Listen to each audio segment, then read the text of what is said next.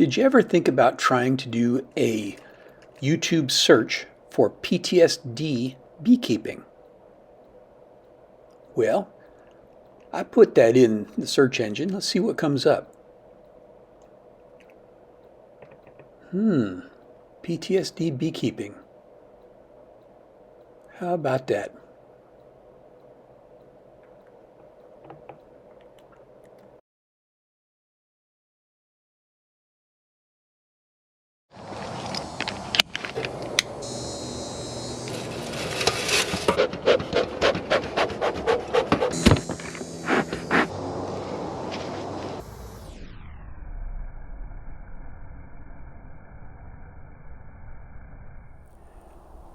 Hey, how are y'all doing today? Today, I'm going to talk to you a little bit about beekeeping as PTSD therapy. PTSD, that's post-traumatic stress disorder. Used to be called shell shock and combat neurosis, but PTSD is not just for military veterans.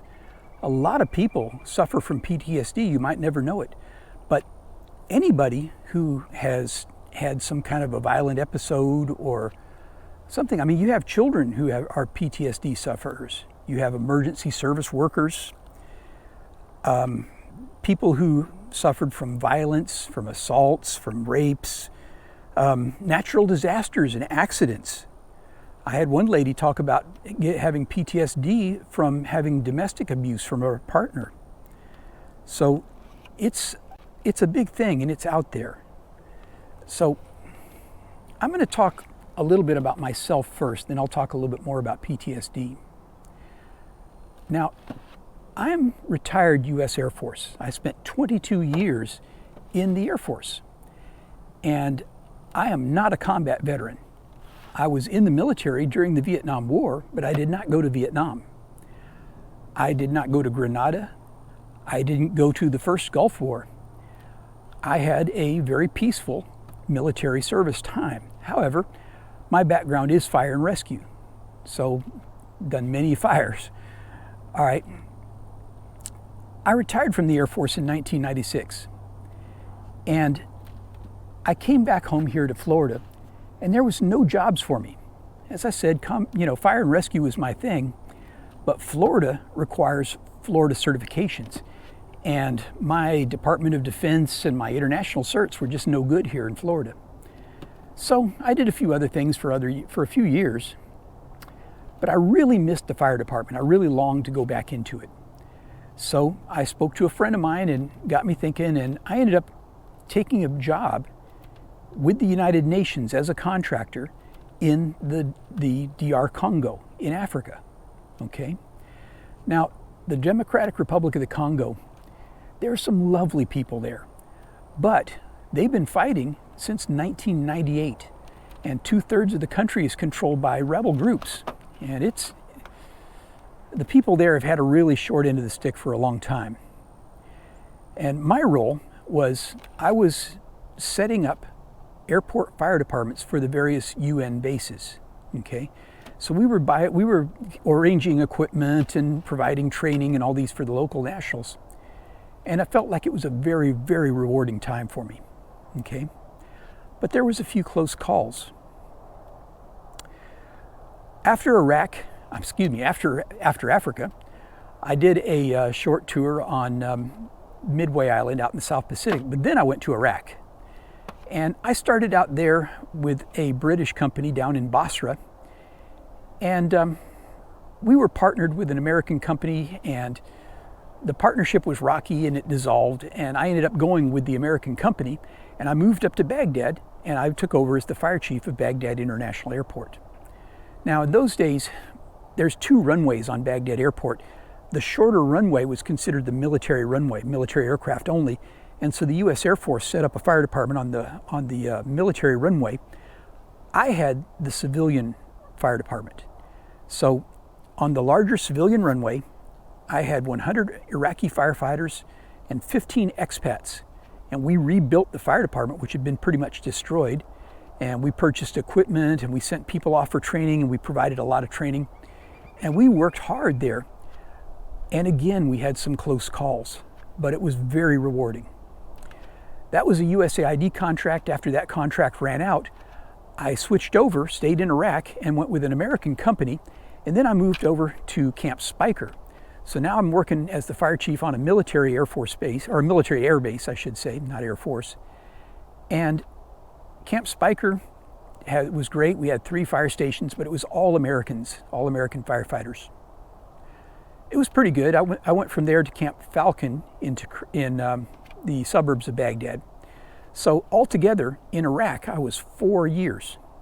Okay. Then I had an opportunity to go back to the United Nations, but this time as a UN staffer in Kabul, Afghanistan, and there I was on a capacity building project with the Afghan Civil Aviation Ministry. So I was the fire and rescue expert, and I worked with the Minister of Transportation there. And that was pretty good too. That contract ended, and so I stayed with another company, and I stayed in Afghanistan altogether 6 years. So for me, I'm not a combat veteran, and yet after I retired from the military, I was in 3 different conflict zones. So go figure that out. But anyway, PTSD. Let's come back to PTSD. There's 5 signs of PTSD, okay? A person who has suffered a life-threatening event or had the perception of a life-threatening event is a candidate for PTSD. That's a sign of PTSD. You've suffered from that event. And you feel like something bad can happen to you again. That's the first one.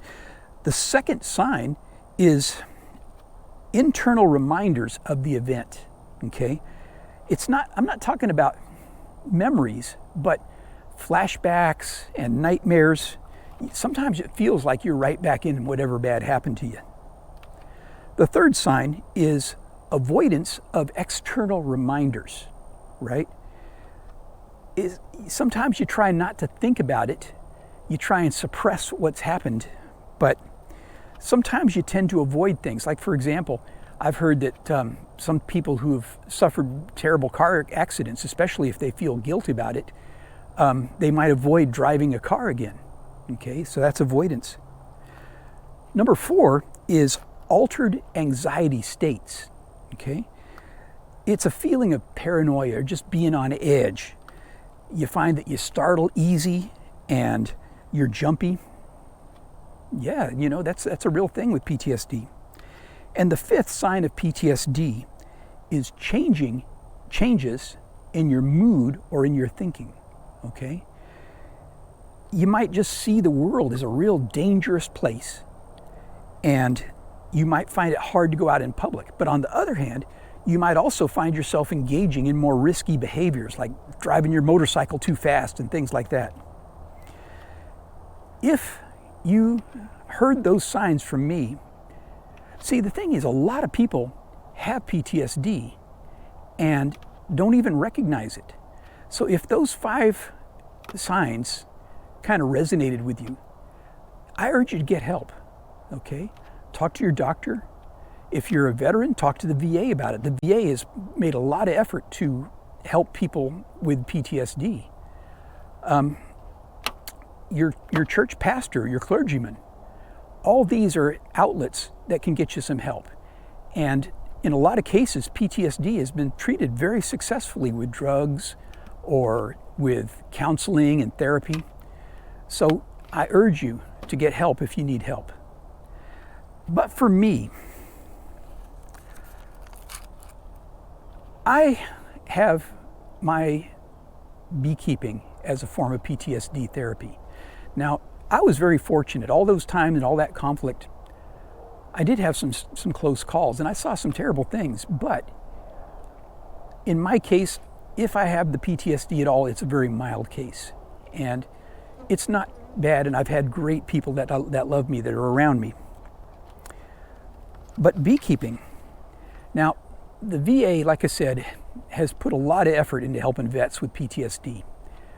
But unfortunately, the VA doesn't use beekeeping as a therapy for that per se. Now, there are some locations around the country where VA offices do some things with the vets with beekeeping, but it's not a regular program.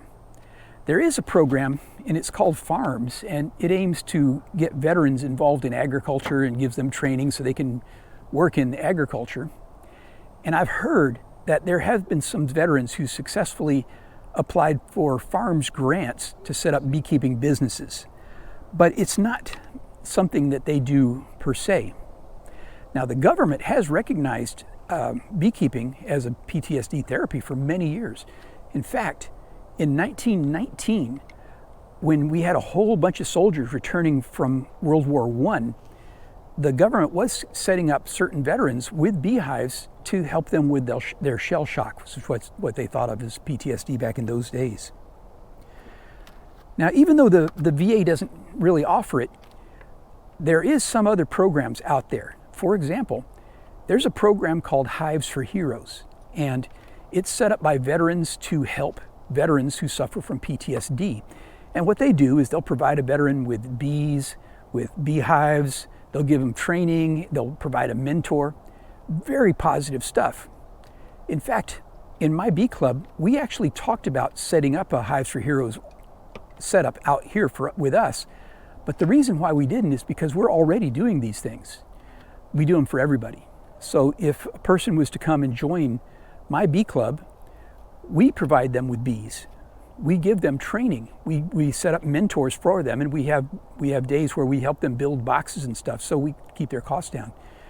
So Hives for Heroes or a bee club that offers a program like this is really good options. All right, so what do bees do for you? All right, when you talk about what bees do for you, first off, you think about honey and you think about pollen and propolis and wax. But aside from all that, well, think about this.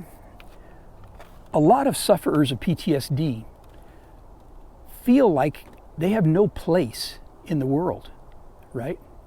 When they were in the military, you feel like you're part of something very big that's around you.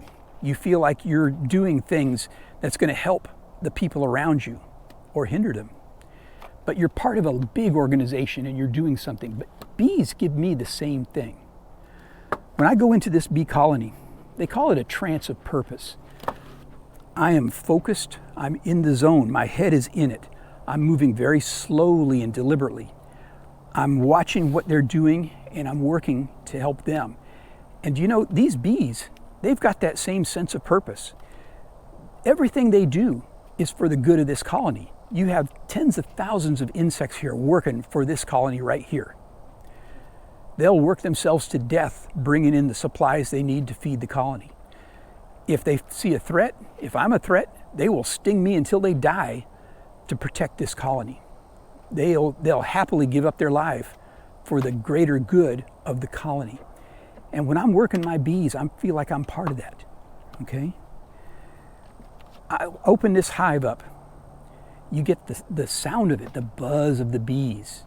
You get the smells, you smell the honey, the smell of the hive. You get, man.